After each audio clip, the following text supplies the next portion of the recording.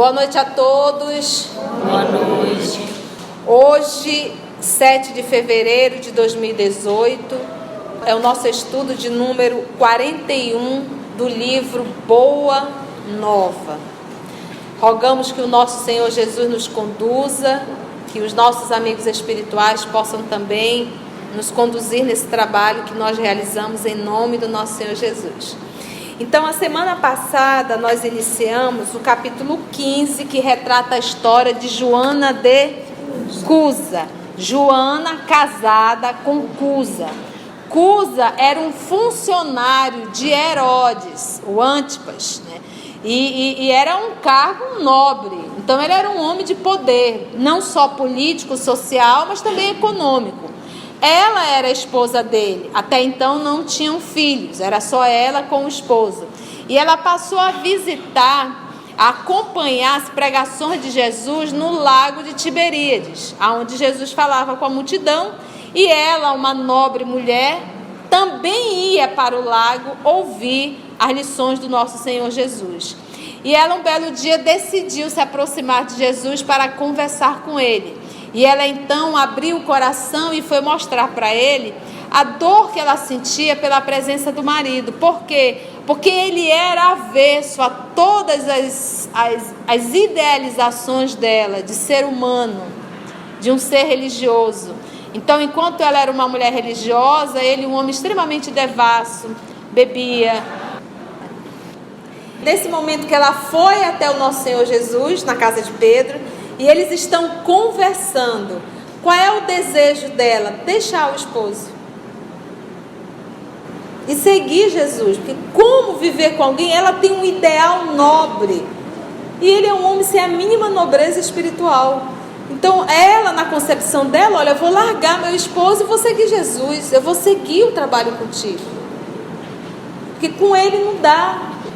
Quem não tem um parceiro ou uma parceira que é totalmente avesso aos seus desejos espirituais, às suas ânsias espirituais? Quem? É raríssimo, raríssimo. O casal que está junto no mesmo nível moral e intelectual. É raríssimo, do mesmo ideal de espiritualizar-se. É muito raro aqui na Terra. Quem tem, agradeça a Deus todos os dias o mérito. Ou a bondade divina realmente para tentar nos ajudar.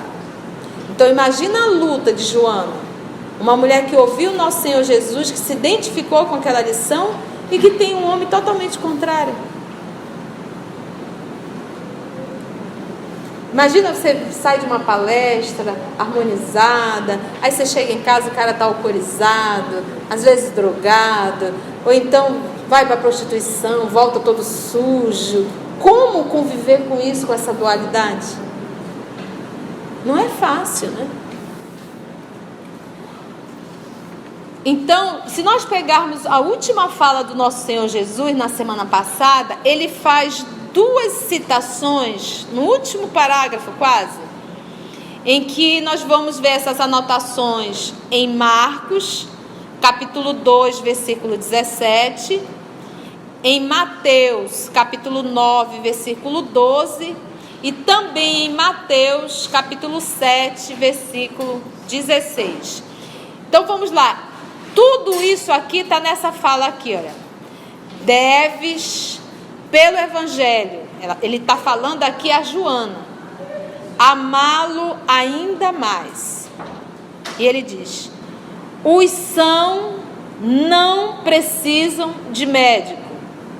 Além disso, não poderemos colher uvas nos abrolhos, mas podemos amanhar, preparar o solo que produziu cardos, que seriam os espinheiros, envenenados, a fim de cultivarmos nele mesmo, nesse próprio terreno, a videira maravilhosa do amor e da vida. Essa é a fala do nosso Senhor Jesus. Vamos ver as anotações do Evangelho, essa passagem dele aqui final? Vamos lá em Marcos capítulo 2, versículo 17. Refeição com os pecadores. Olha onde está aqui, onde está essa anotação. De duas uma, ou era um dito popular, Ou isso fazia parte realmente dos ensinos do nosso Senhor Jesus, porque Jesus ensinava com a linguagem do povo. Ele queria ser entendido, ele falava para ser entendido. O propósito dele era evangelizar. Por isso que o nosso Senhor Jesus utilizava uma linguagem simples e exemplo do cotidiano. Por quê? Porque ele queria ser entendido. Então ele ali, de forma muito simples, descalço, sentado na beira da barca, pegava lições do dia a dia para dar lições grandiosas. Então olha aqui essa citação que está lá em Marcos. Eu vou pegar o 15 para nós entendermos o texto e o contexto. Aconteceu que, estando à mesa em casa de Levi, que é o Mateus, muitos publicanos e pecadores também estavam com Jesus e os seus discípulos, pois eram muitos os que o seguiam. Os escribas dos fariseus, escriba é aqueles que escrevem, os que anotam, né? E fariseu era o doutor da lei, era aquele que ensinava a lei, as leis, o Antigo Testamento. E todo aquele que era um publicano, qual era a função do publicano? Eu era um funcionário, eu podia ser um judeu, mas eu estava contratado por Roma, então eu ia angariar os tributos, como Cecília fez ainda há pouco. Saiu com cada um pegando os tributos, né? Só que aqui não é obrigatório, lá era obrigatório. Então a maior raiva de um judeu era ter que pagar o imposto. Seriam os tributos a César. Então eles faziam isso, mas com muita raiva. Então o que os judeus faziam? Rotulavam todos os publicanos de homens de má vida. É por isso que eu sempre falo, eu não posso me arvorar a estudar o Novo Testamento, eu espírita, sem utilizar de todo esse material da terceira revelação. Por isso Kardec nos fala, Jesus disse, eu sou a porta, e Kardec disse, e a doutrina espírita é a chave para abrir a porta, que é Jesus. E a chave também é Jesus, porque foi ele que enviou a terceira revelação, coordenando todo esse trabalho. Tudo isso para a gente estudar Joana, tá? Então ele diz, pois eram muitos os que o seguiam. Os escribas dos fariseus, vendo-o comer com os pecadores e os publicanos, diziam aos discípulos dele, que aquela fofoquinha, sabe? Jesus está ali comendo aquela fofoca paralela. Tu viu a Conceição hoje? Isso aí. Era mais ou menos isso, só que não era Conceição. Era quem? Jesus. Que ele come com os publicanos e pecadores?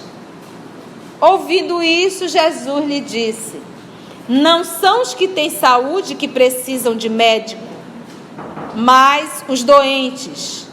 Eu não vim chamar justos, mas pecadores. Quem se sente, acha que não precisa de Jesus, e Jesus não vai perder tempo. Ele veio para aquele que já entendeu que não é perfeito e que precisa dele. É isso que nós temos que entender. Não sei quem enfiou na nossa cabeça que Jesus idolatra o perfeitinho. Quem Jesus ama profundamente são os filhos adoecidos. Ele acabou de falar. Quem precisa dele são os doentes, os que já reconheceram a sua doença.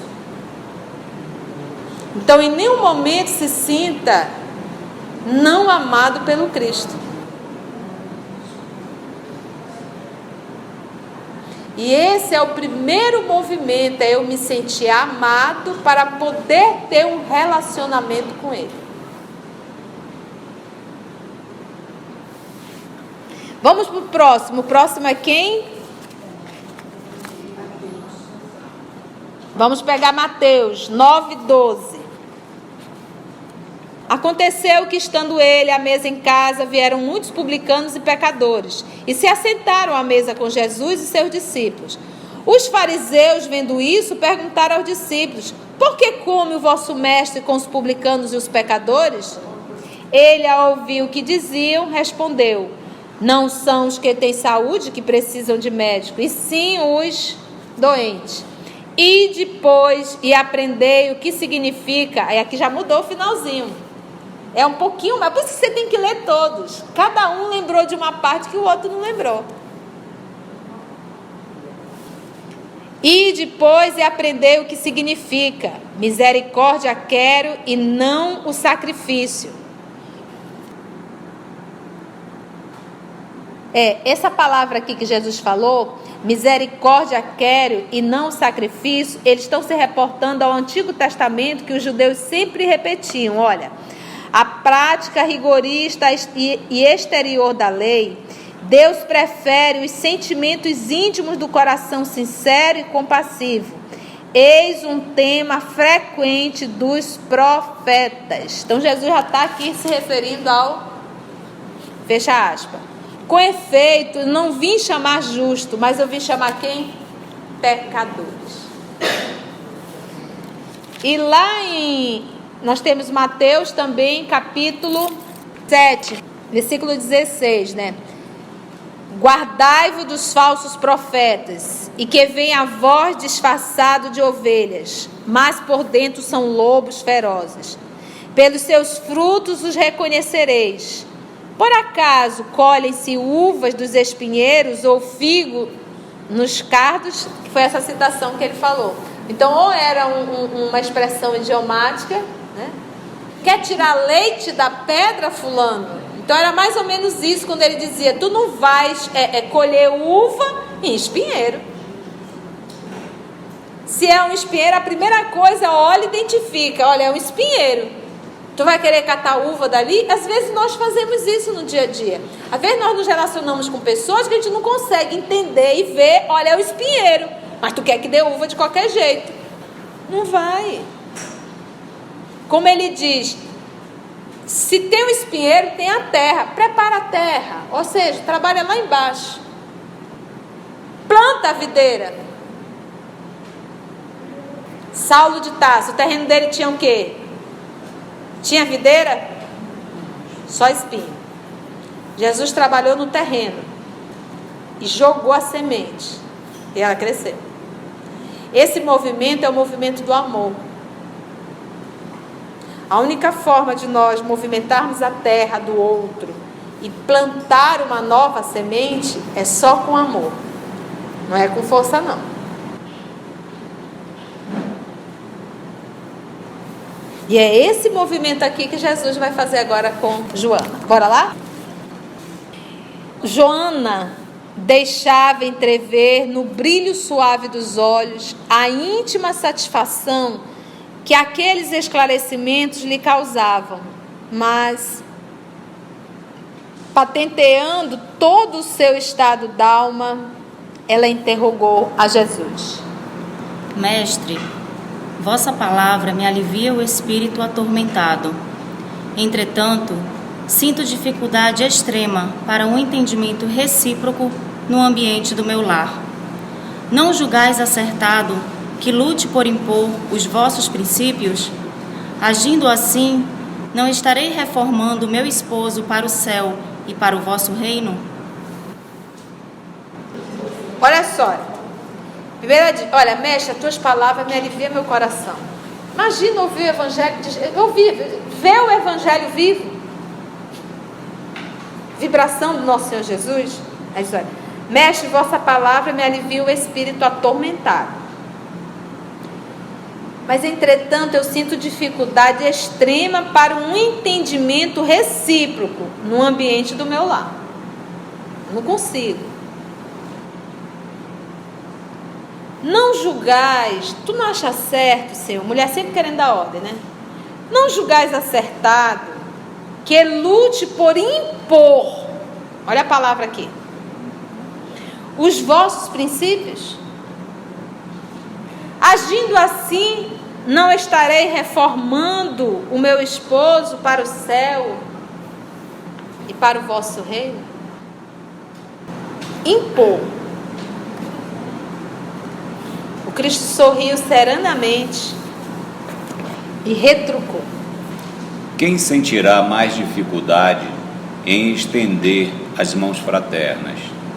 será o que atingiu as margens seguras do conhecimento com o Pai? Ou aquele que ainda se debate entre as ondas da ignorância ou da desolação, da inconstância ou da indolência do espírito? Quanto à imposição das ideias, continuou Jesus, acentuando a importância de suas palavras. por que motivo Deus não impõe a sua verdade e o seu amor aos tiranos da terra? Por que não fulmina com um raio o conquistador desalmado que espalha a miséria e a destruição com as forças sinistras da guerra? A sabedoria celeste não extermina as paixões, transforma-as. Aquele que semeou um mundo de cadáveres desperta às vezes para Deus apenas com uma lágrima. O Pai não impõe a reforma a seus filhos, esclarece-os no momento oportuno. Joana, o apostolado do Evangelho é o de colaboração com o céu nos grandes princípios da redenção. Sê fiel a Deus, amando o teu companheiro do mundo como se fora teu filho. Não percas tempo em discutir o que não seja razoável. Deus não trava contendas com as suas criaturas e trabalha em silêncio por toda a criação. Vai, esforça-te também no silêncio e, quando convocado ao esclarecimento, fala o verbo doce ou enérgico da salvação, segundo as circunstâncias. Volta ao lar e ama o teu companheiro como o material divino que o céu colocou em tuas mãos para que talhes uma obra de vida, sabedoria e amor. Gente, essa resposta de Jesus, vou dar uma dica. Mulheres, leiam todos os dias.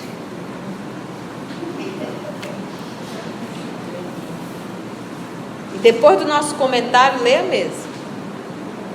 Ou quem estiver vivendo essa experiência, leia mesmo. Até isso internalizar. Olha lá, vamos lá com Jesus. Então a proposta dela era impor o Cristo, impor o amor. Pensa. Porque quando nós vamos divulgar Jesus, nós estamos divulgando o quê? O amor. A bondade, a misericórdia, a benevolência, a indulgência, a paciência, a tolerância. E ela queria fazer tudo isso impondo goela abaixo. Faz sentido? Quem sentirá mais dificuldade em estender as mãos fraternas? Será o que atingiu as margens seguras do conhecimento com o Pai? Ou aquele que ainda se debate entre as ondas da ignorância ou da desolação, da inconstância ou da indolência do espírito? A primeira pergunta é: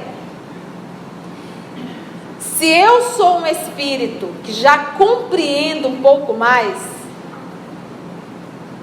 e aqui eu convivo com alguém que entendeu bem menos, qual dos dois tem o dever de compreender melhor? Que é justamente o quê? O mais velho. Vou chamar de irmão mais velho. Então o irmão mais velho, se verdadeiramente o é, ele tem que entender o mais ignorante, o irmão menor. Nesse relacionamento entre Joana e Cusa, dos dois, qual era o mais velho? Quem tinha que ter mais entendimento da ignorância alheia? Joana. E isso serve para tudo. Isso serve para tudo.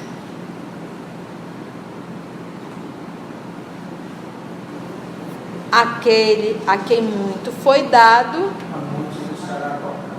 muito lhe será cobrado. Então, primeiro, respondeu com uma pergunta. Agora ele vem para a segunda. Porque a primeira, ela falava da dificuldade de entender o esposo. Segundo, a vontade de impor o evangelho ao esposo.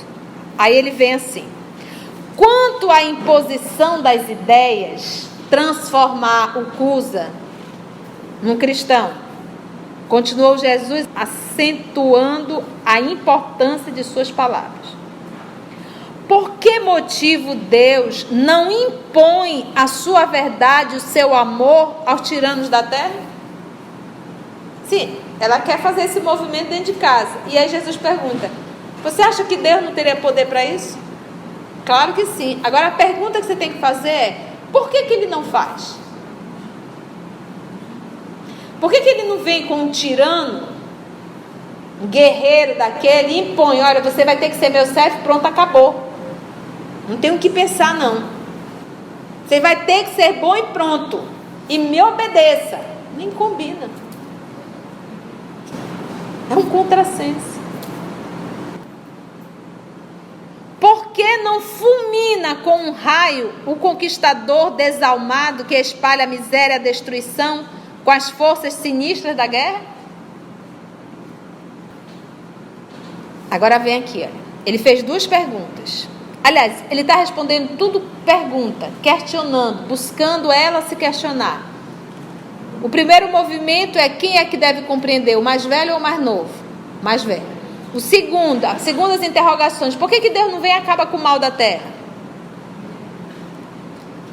E a terceira, ele vem agora respondendo: a sabedoria celeste não extermina as paixões. A paixão, ela é má? Ela pode ser má, como pode ser uma paixão boa. Um cientista, ele é apaixonado pela ciência. E através dessa paixão, ele faz descobertas maravilhosas. Um pintor, um bom pintor, ele é apaixonado pela pintura. Pode fazer quadros maravilhosos. Então eu posso dizer que existe uma paixão boa e existe também paixões má. Então aqui ele faz esse movimento, olha. A sabedoria celeste não extermina as paixões. O que ele faz? Transforma-as. Vamos pegar um exemplo disso? Saulo de Tarso. Era forte, guerreiro, determinado, era morno, quente, ou frio, gelado, mas nunca morno, disciplinadíssimo. Mas ele mandou matar muita gente.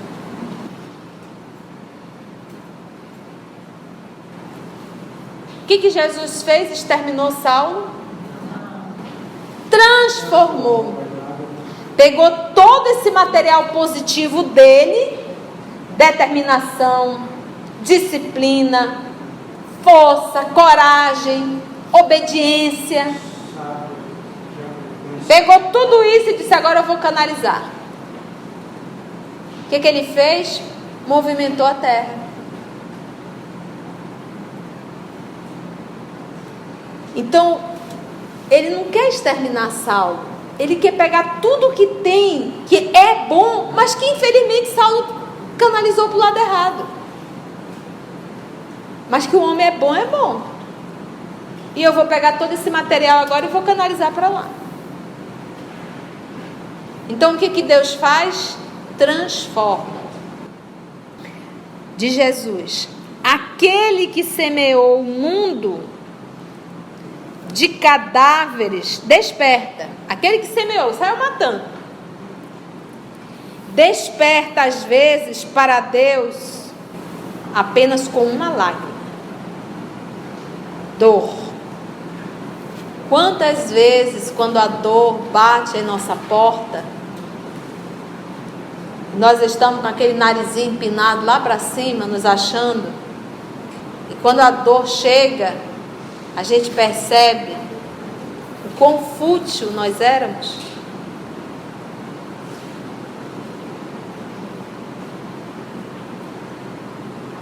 que toda aquela luta, toda aquela guerra, toda aquela confusão, nesse momento não tem absolutamente nenhum valor.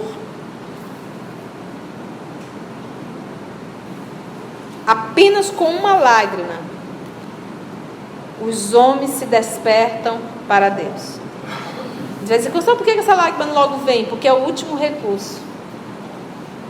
Diz o livro dos Espíritos que a dor é o último recurso que Deus utiliza para trazer o seu filho de volta ao céu. E meus irmãos, tu acha que a dor ainda não chegou? Só o fato de estarmos encarnados num planeta ainda de provas e expiações, isso já é a dor.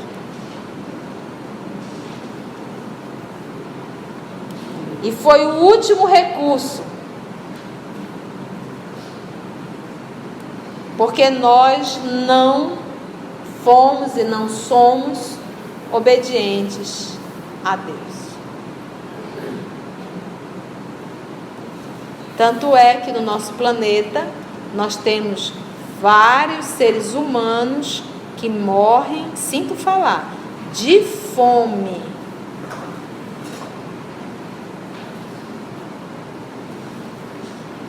O Brasil é o país com o maior número de religiosos, mas aqui também temos muitos irmãos que morrem de fome. Temos crianças sendo abusadas por familiares.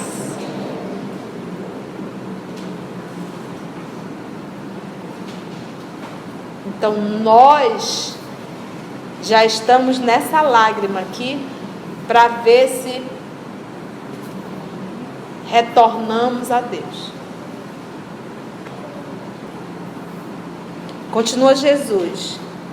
O Pai não impõe a reforma a seus filhos. Ele não impõe. Ele não impõe. Você tem que.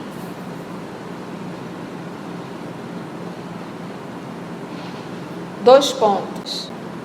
Esclarece-os no momento oportuno.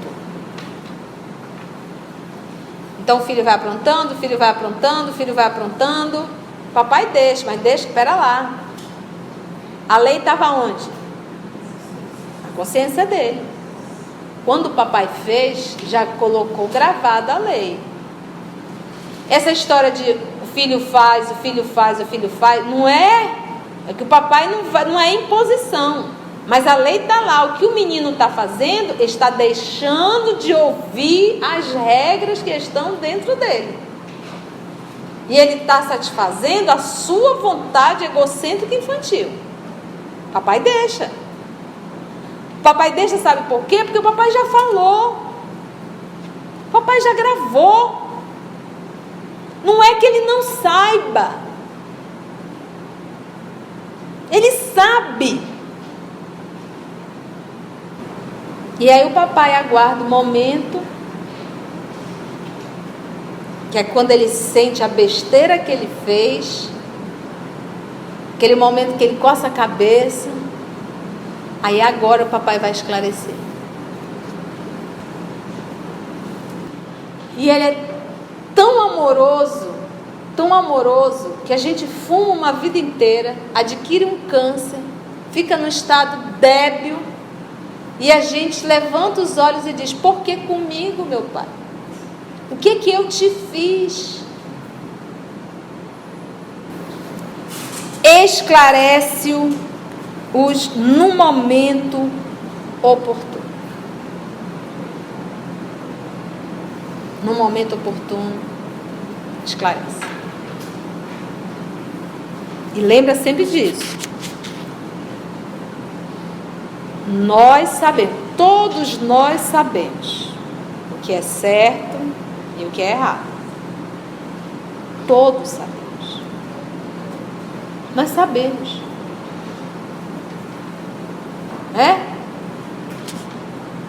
Se ainda continuamos a fazer, É por desobediência. E depois não vamos levantar os olhos para o céu e questionar a Deus. Porque tudo que acontece de dor para a nossa vida foi uma conquista nossa. Foi uma construção nossa. Que o que Deus mais deseja e almeja é a felicidade do filho. Joana, o apostolado do Evangelho é o de colaboração com o céu, nos grandes princípios da redenção. Tu quer trabalhar comigo, obrigando teu esposo a se tornar cristão? É isso? É. Não. O apostolado do Evangelho, o apóstolo, aquele que... Qual é a diferença do apóstolo e do discípulo? O discípulo é o que estuda e o que segue. Apóstolo é o que estuda, o que segue e o que ensina. Por isso Saulo era chamado o apóstolo dos gentios. Então, esse aqui, o apóstolo do Evangelho, aquele que divulga, aquele que ensina o Evangelho, é o de colaboração com o céu. É colaborar com o Pai. Então, todo o trabalho que eu estou realizando no bem, eu estou colaborando com o Pai. Aqui nesse momento ele está dizendo, olha, tu não estás colaborando com o teu esposo. Se tu começares a seguir o que Deus quer de você, tu vai estar colaborando com Deus para a implantação do Evangelho na terra, tendo para com ele paciência, tolerância, resignação, indulgência. Eu vou parar por aqui, você já sabe essa sequência. Entendemos isso? É de colaboração com o céu nos grandes princípios da redenção. E aí vem aquela palavrinha, olha, ser fiel a Deus. Você sempre vai ver no carro, Deus é fiel. Deveriam colocar, será que eu sou fiel? Sou fiel a Deus?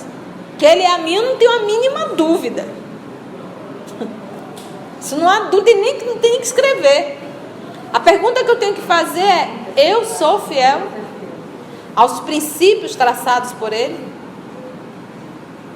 Os meus filhos é os princípios traçados por Ele. Estou sendo fiel a isso? A família, a pai, a mãe, a irmãos, a irmãs, avô, a avó.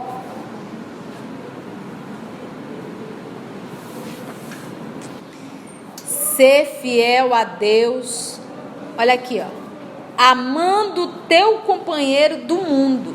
Então, ser fiel a Deus, né? Tá vindo para o centro espírita todo dia e faz aqui. Não, estou fiel, estou vindo ao estudo. Isso aqui é recursos que a misericórdia divina está nos dando para tirar a lama que nós enfiamos nos nossos olhos, para tentar enxergar a vida de uma forma mais madura, espiritualmente falando.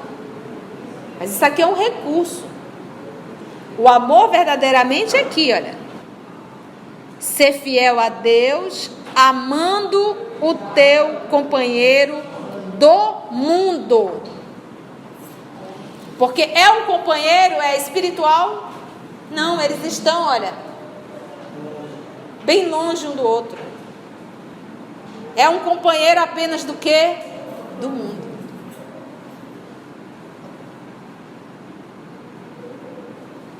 Não é a alma da alma dela. Não é a alma da afinidade, da mesma evolução que ela. Mas foi um companheiro que Deus deu a ela e é o companheiro do mundo. Tanto é quando os dois desencarnarem, um vai para um canto e outro vai para o outro. Porque os níveis espirituais são diferentes. Por isso que ele usou o companheiro do mundo.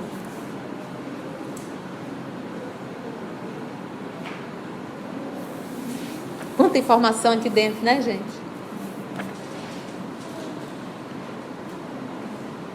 Ser fiel a Deus, amando o teu companheiro do mundo, como se fora teu filho.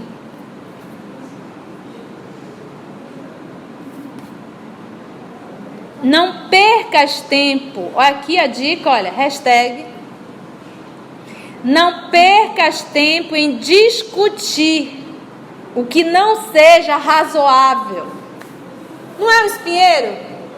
E tu vai ficar discutindo que ele tem que dar uva, que ela tem que dar uva. Não percas tempos em discutir o que não seja razoável. Não dá. Vai ficar discutindo.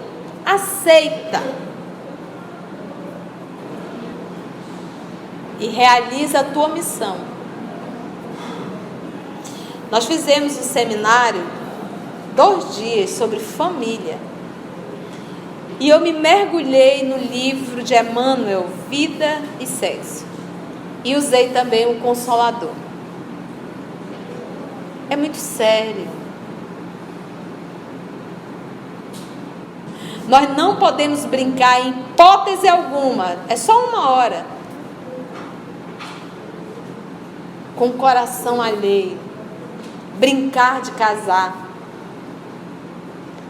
Se você optou por um casamento, honre com isso.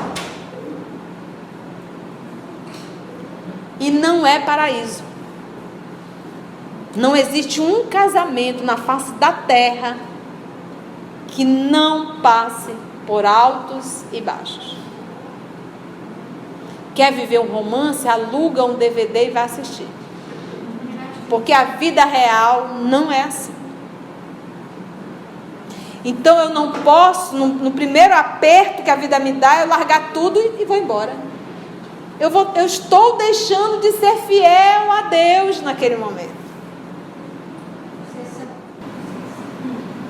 Faz sentido, gente, isso?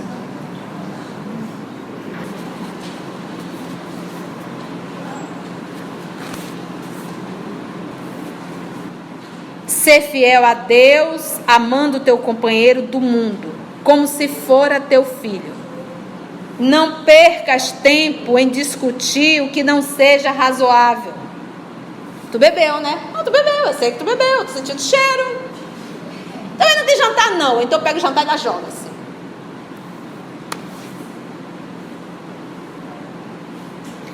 Deus não trava discussões com as suas criaturas. Deus não discute. Imagina Deus batendo boca. E Ele trabalha em silêncio. Então o que Ele está dizendo? Filha, ser fiel a Deus. Tu vai continuar com teu esposo servindo a Deus. Ele é teu instrumento. Segundo, tu vais trabalhar para Deus como Deus trabalha para cada um de nós. Ele não impõe, Ele não agride, Ele trabalha em silêncio. Então continua fazendo o teu trabalho, sendo fiel a Deus em silêncio. Deixa que o resto é com Ele. Foi o que nossa menina Alcione fez no livro Renúncia. Fez pela mãe, fez pelo pai, fez pela tia, de certa forma, que era a Suzana, em silêncio. Em silêncio é sem reclamar, sem colocar no outdoor, sem exigir recompensas, sem, de certa forma, saber se eu devo ou não devo fazer. Apenas faz. O marido está errado? Tá. Isso é um fato. Mas é ele que precisa de médico. E ele nunca vai poder reclamar que não teve uma bela parceira ao seu lado.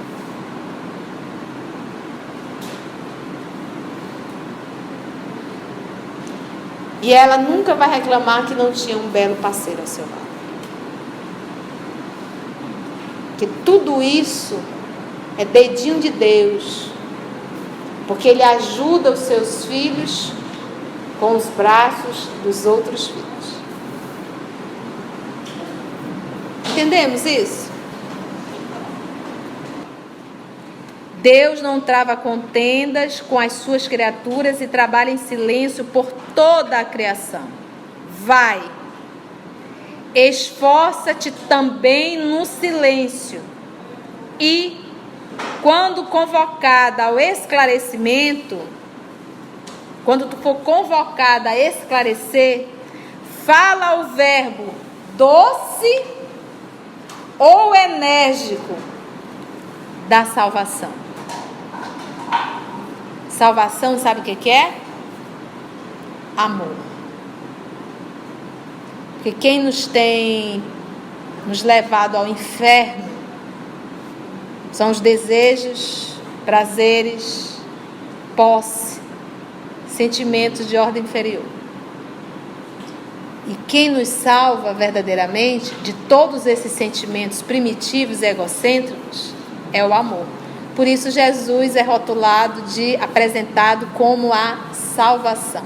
E Yeshua, Jesus e Yeshua, traduzindo, é salvação.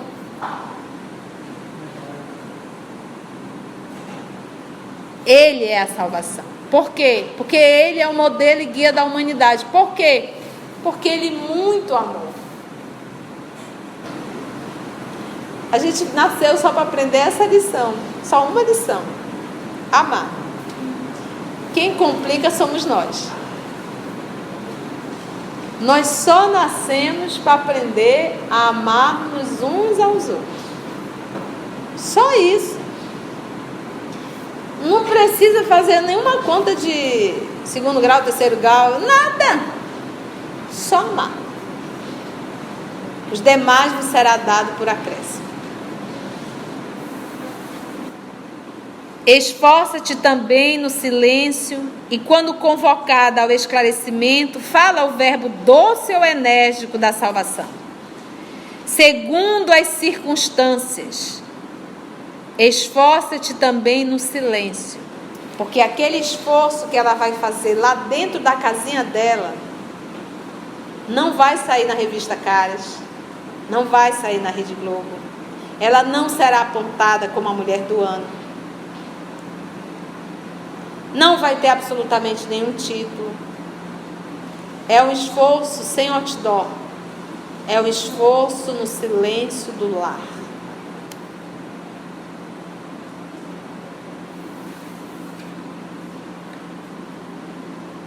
Volta ao lar. Olha essa palavra aqui, volta ao lar. E ama o teu companheiro como material divino, que o céu colocou em tuas mãos, para que talhes uma obra de vida, sabedoria e amor. Como se dissesse assim, eu te dou, ele é uma pedra bruta. Tu já sabe o trabalho. Constrói. Trabalha nele. Joana de Cusa experimentava um brando alívio no coração, enviando a Jesus um olhar de carinhoso agradecimento. Ainda lhe ouviu as últimas palavras: Vai, filha, sê fiel.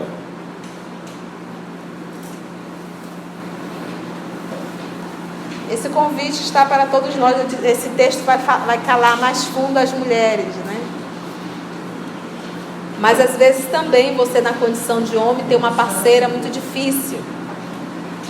Então que também possamos lembrar de tudo isso que nos foi ensinado essa noite.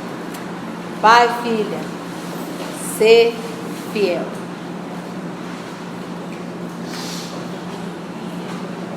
Foi bom o estudo?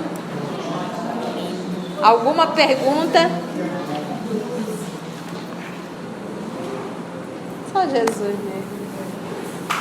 Vamos orar? Augusto, você ora, filho.